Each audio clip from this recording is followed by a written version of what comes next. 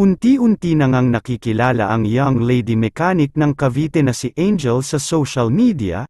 Ito ay matapos mag-viral ang kanyang storya sa vlog ni Daddy Frankie. Kaya naman dumarami na ang kanyang mga fans at supporters, marami na rin ang nagpapagawa ng motor sa kanilang shop.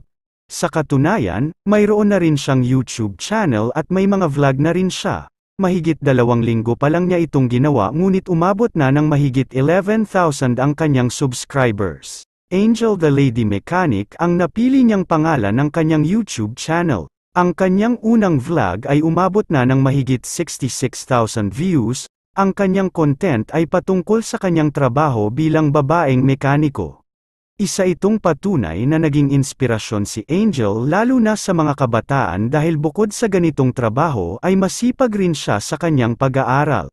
Bata pa lang siya ay nakahiligan na niya ang ganitong gawain dahil nakikita niya ito sa kanyang tatay at mas lalo niyang sineryoso nung dumating ang pandemya upang makatulong sa kanyang pamilya. Mahilig din siyang maglaro ng basketball at kasama niya ang kanyang mga kaibigan rin na babae sa paglalaro.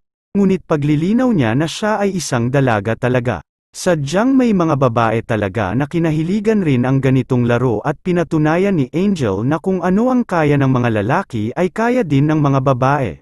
Kaya naman todo suporta ang kanyang mga fans sa bagong landas na tatahakin ni Angel bilang vlogger. Nagpapasalamat rin siya kay Daddy Frankie dahil ginamit siya na instrumento upang makilala siya sa social media. Ang tanging hiling ng kanyang mga fans ay maging mabuting bata, mabait na anak, huwag pababayaan ang pag-aaral at manatiling nakatapak sa lupa ang kanyang mga paa. Huwag lalaki ang ulo sa kasikatan na kanyang natatamasa. Higit sa lahat ay sana matupad ang kanyang mga pangarap.